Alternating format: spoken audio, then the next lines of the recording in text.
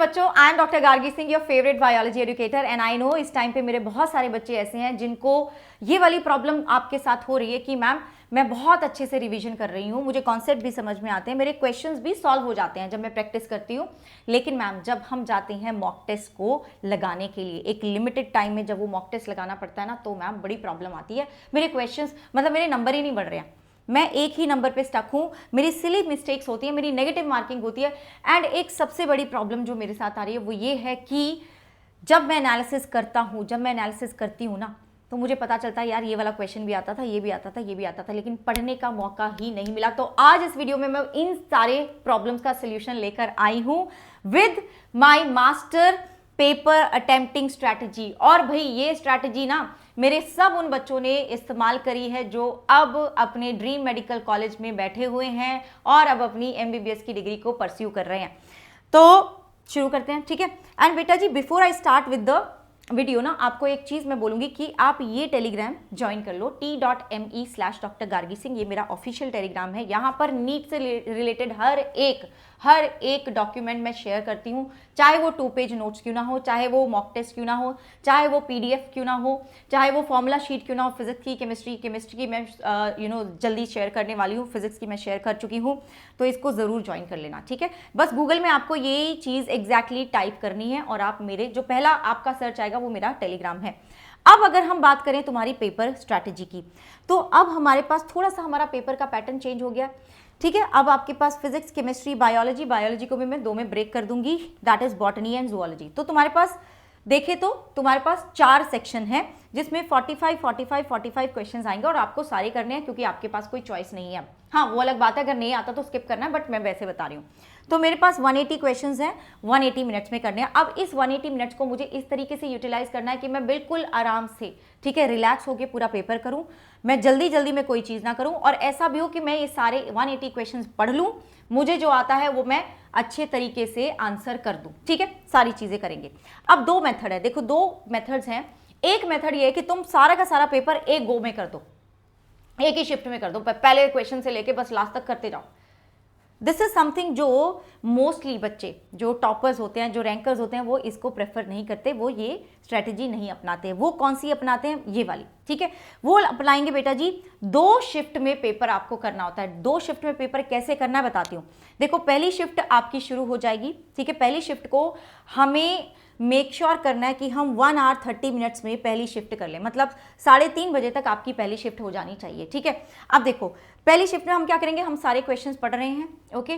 Preferably अगर तुम्हारा कोई भी सीक्वेंस नहीं है सब्जेक्ट का, तो मैं बोलूँगी प्रेफरेबली आप बायो से शुरू करो, क्योंकि बायो में क्या होता है ना कि एक तो सबसे ज़्यादा जो आपका वेटेज है बायो का ही है, 90 क्वेश्चन है वहाँ पे, तो तुम ज़्यादा क्वेश्चंस कर लोगे तो तुम्हें भी अच्छा फील होगा कि हाँ मेरे इतने क्वेश्चंस हो गया, अब तो मुझे फिजिक्स और केमिस्ट्री करना है। And once you are relax, तो तुम अच्छे एक दिमाग से अपना फिजिक्स और केमिस्ट्री का पेपर अटेम्प्ट कर पाओगे, तो इसलिए बायो, ठीक है, ओके। ज्यादातर बच्चे बायो से ही शुरू करते हैं, लेकिन अगर तुम फिजिक्स से शुरू करते हो पहले केमिस्ट्री से, then it is up to you. अभी चेंज मत करना। तो सबसे पहले पहली शिफ्ट में आप क्वेश्चन पढ़ रहे हो, आप सारे क्वेश्चन पढ़ रहे हो। जैसे क्या होता है बायो में, जैसे हम बात करेंगे, क्वेश्चन पढ़ा, मुझे क्वेश्चन आता है तो मैं उसको टिक कर दूंगी, बस जैसे ही क्वेश्चन पढ़ा आया टिक कर दिया। उसमें बहुत ज़्यादा टाइम हमें वेस्ट नहीं करना है, उस पर ऐसे जिद नहीं बना लेनी है कि बस ये क्वेश्चन तो मुझे अभी सॉल्व करना है। And sometimes you also feel tempted कि नहीं, बस थोड़ा सा और सोचूंगी तो क्वेश्चन का आंसर आ जाएगा, बस मुझे आने वाला है आंसर। नहीं, आपको बायो में तो स्पेशली जैसे क्वेश्चन पढ़ा, आया तो आया, नहीं आया तो नहीं आया, उसको छोड़ दो, उसको सर्कल कर दो, अगर तुम्हारा इन्विजिलेटर अलाउ कर रहा है सर्कल करने को, क्योंकि कई जगह ऐसे हो जाते हैं जो कुछ भी बच्चे को लिखने ही नहीं देते पेपर पे, तो ठीक है, ओके। नहीं तो एक छोटा सा डॉट लगा लो, ठीक है, छोटा सा डॉट लगा लो कि इसको मैं अगले शिफ्ट में चेक करूंगी, ठीक है। तो ये हो गया। तो जो तुम्हें आसान लग रहे हैं वो तो तुम्हारे पहली शिफ्ट में हो ही जाएंगे। तो हमें इंश्योर करना है कि इस पहली शिफ्ट में, इस 1.5 आवर में मुझे बायो के 70 क्वेश्चन तो कम से कम कर लेने हैं, ठीक है। 65 to 70 क्वेश्चन बायो के कर लेने हैं, ठीक है बच्चों। 30 क्वेश्चन ट्राई करो कि केमिस्ट्री और फिजिक्स के भी कर लो तो, ठीक है जी। बायो के 70 क्वेश्चन तुम ट्राई करो कि तुम्हारे आधे घंटे में आराम से हो सकते हैं, आराम से, इससे भी कम टाइम में हो सकते हैं, वैसे तो इससे भी कम टाइम में हो सकते हैं आपके ये क्वेश्चन, राइट जी, ओके।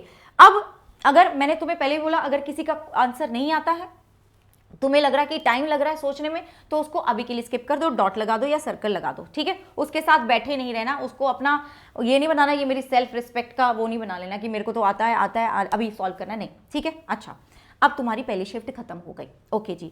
अब तुम क्या करोगे, सेकंड शिफ्ट पे काम करोगे। अब तुमने वो वाले क्वेश्चंस तो कर लिए जो तुम्हें आते थे, अब वो वाले क्वेश्चंस है जिनमें थोड़ा टाइम लग रहा था। अब देखो, एक तरह से तुम रिलैक्स हो कि तुमने हाफ से ज्यादा आधे से ज्यादा पेपर कर लिया है, ठीक है। आधे से ज्यादा पेपर तुम्हारा हो चुका है, आधे से भी उससे भी ज्यादा पेपर तुम्हारा हो चुका है।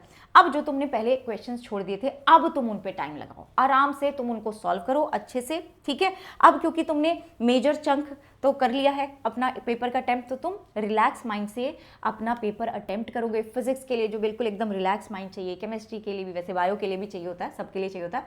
अब तुम्हारे क्वेश्चन आसानी से होंगे। अब वो जो सिली मिस्टेक्स है ना, उनका चांस नहीं होगा। अब वो जो नेगेटिव मार्किंग है उसका चांस बहुत कम हो जाएगा, ठीक है बच्चों, बहुत कम हो जाएगा। अब आपको कोशिश करना है कि 1 घंटे में आप अपनी दूसरी शिफ्ट भी निकाल दें, ठीक है। अब देखो बच्चों, उस 1 घंटे में तुम्हें कितने क्वेश्चन करने हैं, 20 इसके, 20 इसके, 20 इसके, ठीक है।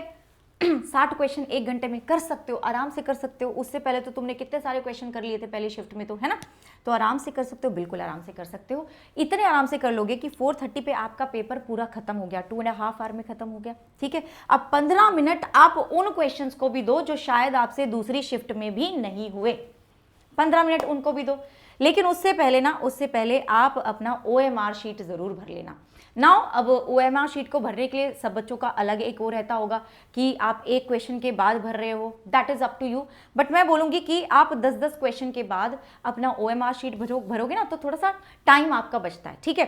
एंड थोड़ा सा केयरफुल रहना, अगर आप थोड़ा सा केयरफुल रहना, क्योंकि कई बार क्या होता है ना, बच्चे जब जल्दी जल्दी में भर रहे होते हैं ना OMR शीट, तो ये होता है कि जैसे 1 का आंसर B कर दिया, 2 का C कर दिया, तीसरा आया नहीं, ठीक है, 4th का D कर दिया, तो आप लगातार भर रहे हो, तो क्या होता है ना कि 3 की प्लेस पे ना D लग जाता है।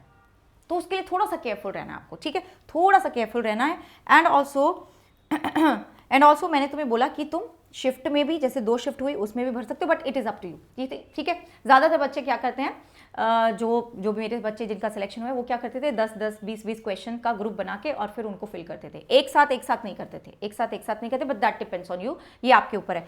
और एक प्रो टिप मैंने जो यहाँ लिखा है वो ये है कि अब एग्जाम को तुम्हारे 15 दिन कुछ रह गए हैं, तो अब किसी से बात मत करो, ज़्यादा डिस्कस मत करो कि तुम्हारी कितनी तैयारी हुई है, कितनी नहीं हुई है, बिकॉज बहुत सारे लोग नेगेटिव कर देंगे तुम्हें।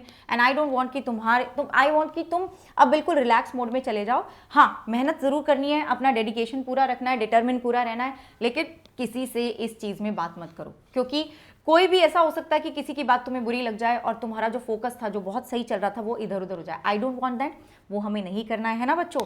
एंड ऑल्सो इसको तुम अप्लाई करके देखना अपने नेक्स्ट मॉक टेस्ट में। आई एम प्रिटी श्योर कि आपके नंबर इंप्रूव होंगे, और मुझे बताना कि तुम ये ऑलरेडी कर रहे हो या फिर तुम क्या गलती कर